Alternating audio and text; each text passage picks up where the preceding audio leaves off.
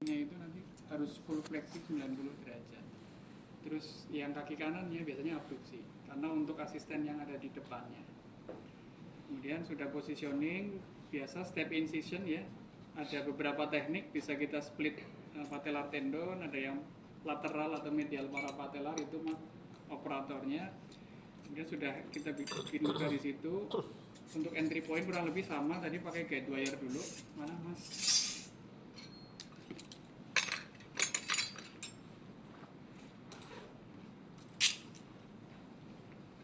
Nanti mungkin setiap operator beda-beda ya.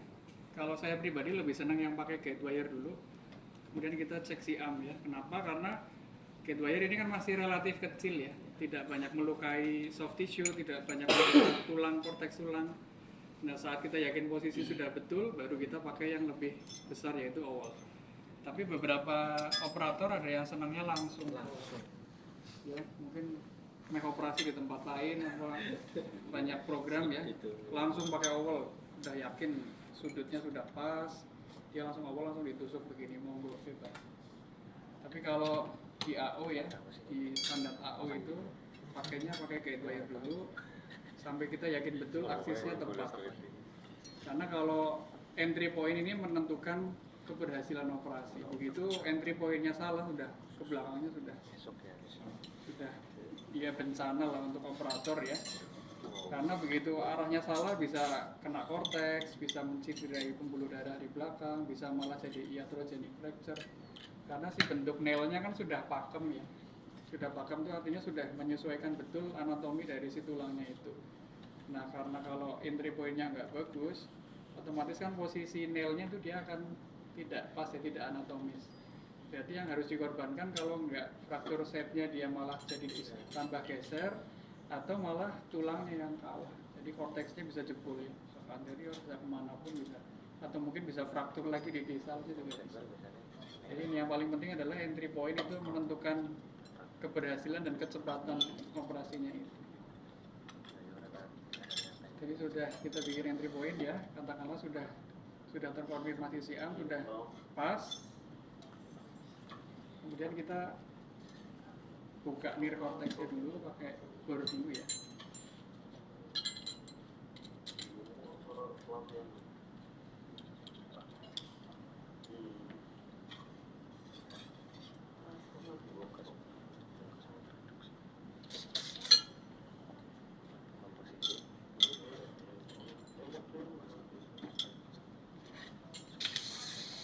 Cukup sampai near cortexnya aja kebuka. Ya. Jadi sudah dibuka, baru kita awal.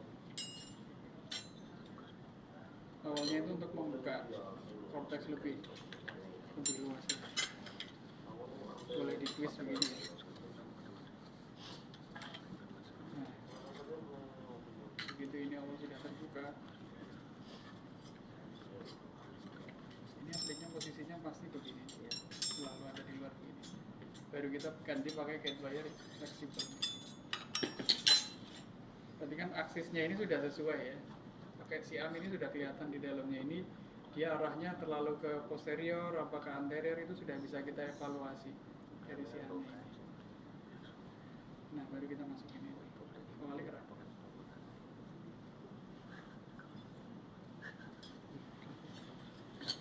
Nah, ini masukinnya juga harus gentle ya, jangan dipaksa. Begitu ada tahanan, kita harus konfirmasi dengan si arm. Bisa jadi arah awal kita terlalu ke posterior, atau ke anterior, atau ke lateral, atau ke medial. Jadi kita harus yakinkan betul dengan proyeksi anterior, posterior, sama lateral. Karena kalau ini dipaksakan ini bisa jebol, bisa merobek ke belakang, ini keluar.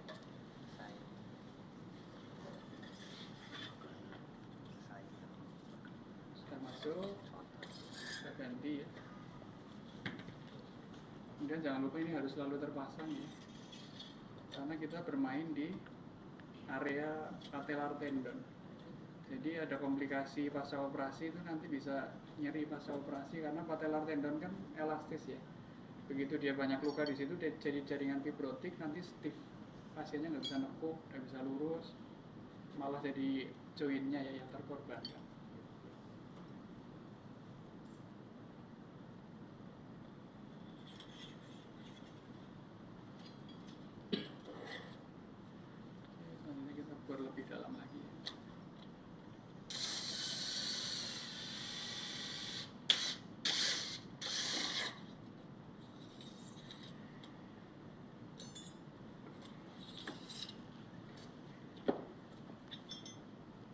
primer mas selanjutnya. Ya.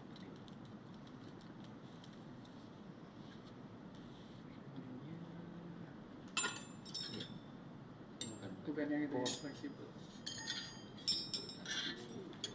Besaran primer level up-nya menyesuaikan dengan implan yang tadi sudah kita ukur. Ya. Bercanda. Anda bercanda. Nah, Pertama. mana yang primernya? Primernya di primer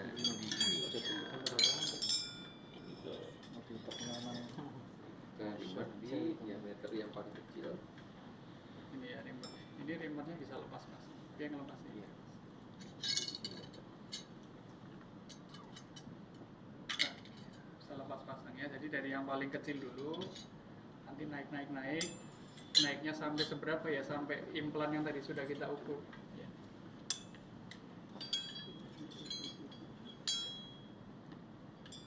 Berarti rimmer ada kemungkinan bisa tertinggal ya, Kak? Bisa banget. Bisa. Sangat bisa. Cuman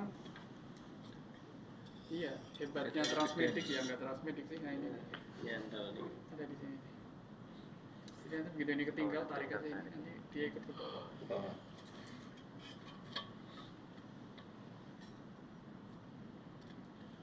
Nggak usah dirujuk ke RSU ya? Nggak usah, Nah, rujuk Margono aja. Kemarin dapat nggak tahu dari kerjaan apa dokternya tuh konfernil itu 22 tahun tuh. Waduh, Sudah keluar 10 cm kembalian lagi jahit rujuk RSU. Semoga dokter tangan bisa mampu. itu udah lengket itu mas, harus dibelah itu tulang. Nggak bisa ya.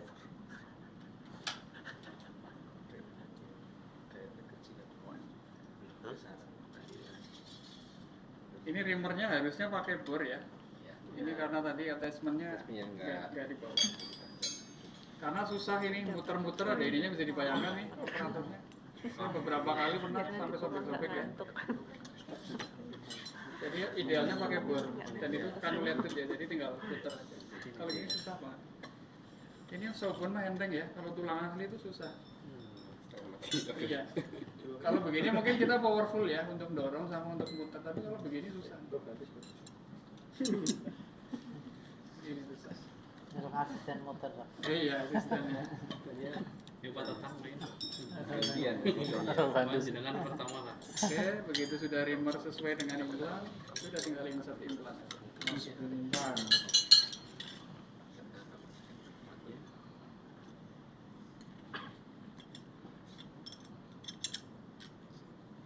Perlu diukur dulu, Dok? Apanya? Tadi sudah pre-op. Nggak perlu, udah. Kayak tadi prosesnya sama ya? Iya, sama. Langsung terus ya sebenarnya. Apanya? Langsung TCR untuk terus. panjangnya enggak, maksudnya untuk mengetahui panjangnya aja. Apa? Bisa, Cara. bisa. Dari Iya. bisa. Terus misalnya kalau nggak ada apa? Kalau ronsennya bukan terus size gimana caranya? Harus terus size, Harus nggak terus bisa size. kalau nggak terus size. True size.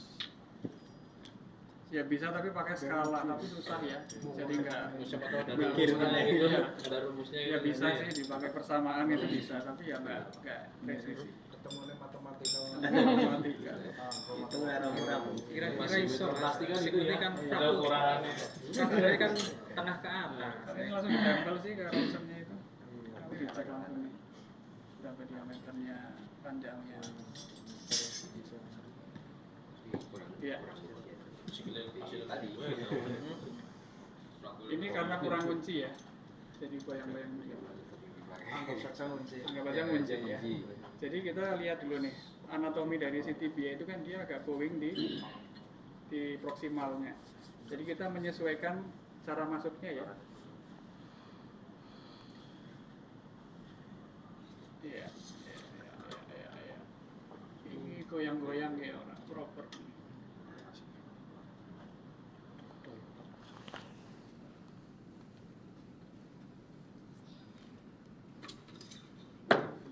On ya. On ya.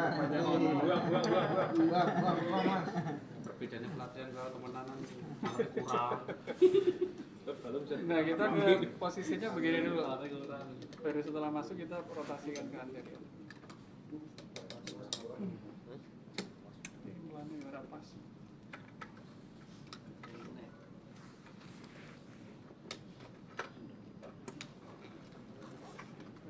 muter dia baru bisa masuk.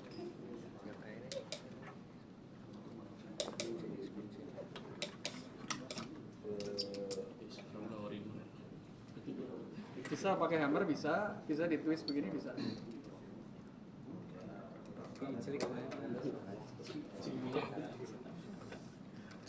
Nah ini ada penunjuk kedalamannya pakai gate wire juga.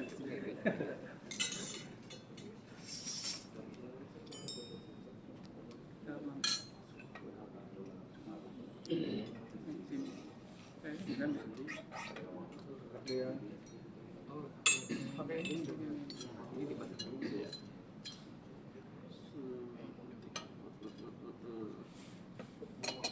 Itu namanya apa?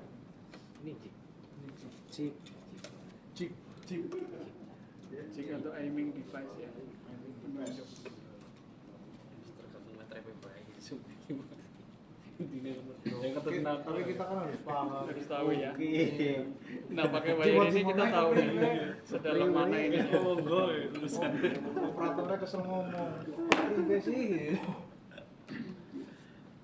Karena kalau terlalu keluar di sini ada patellar tendon, saat pasiennya fleksi ganjel sakit.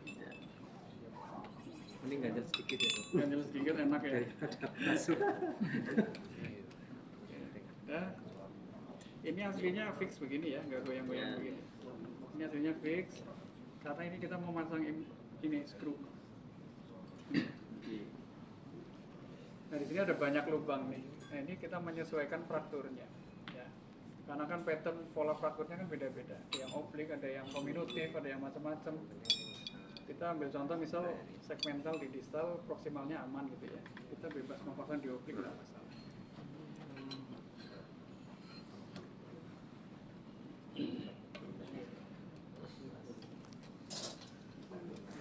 Ini selalu sepakat. Ini ada trokarnya, kemudian ada drill slipnya, kemudian ini ada protector slipnya, ada 3.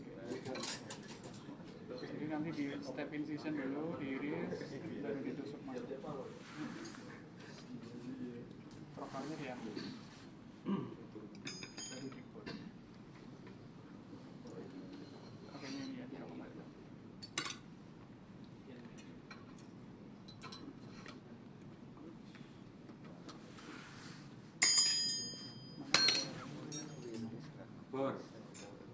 Ini begitu impelan udah dipasang, kita mau ngebor-ngebor jangan lupa diambil.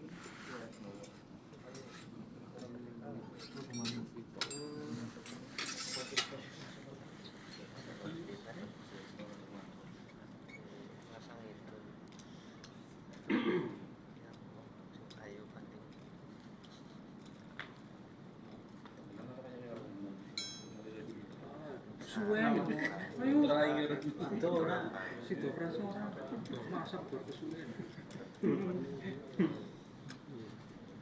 Biasanya kan langsung Cok ya. iya. Tenang nih mas orang kesulitan. Iya kan, punya sintes kan Dok? Punya konvek sekarang aku ya.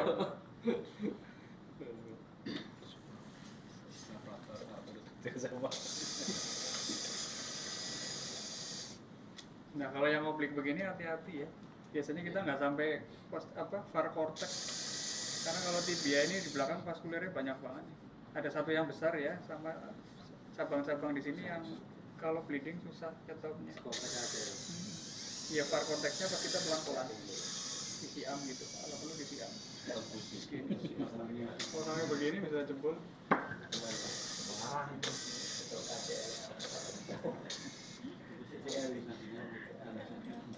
Nah untuk menentukan panjangnya sekrup bisa dari sini juga bisa ya. Ini ada angka di sini. Kalau sulit boleh pakai decal sini.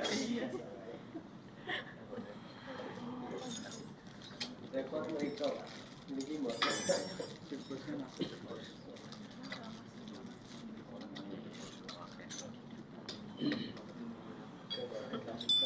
Misal 65 gitu ya.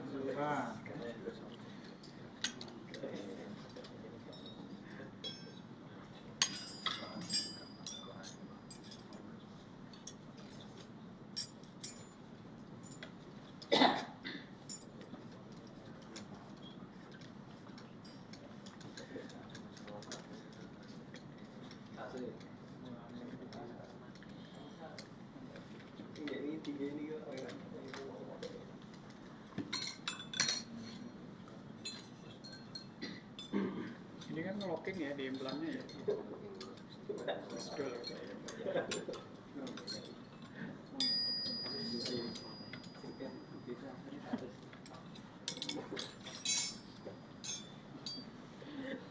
Ini aslinya ngunci di implan juga, selain di tulang. Ya, ini terserah lagi mau yang mana. Ya. Bisa di sini bisa di lateral bisa. Ya, tergantung posisi frakturnya. Kemudian begitu semua sudah terpasang, untuk yang distal ini khusus ya karena nggak ada extension jignya, jadi freehand sama kayak yang A2FN tadi pakai siam.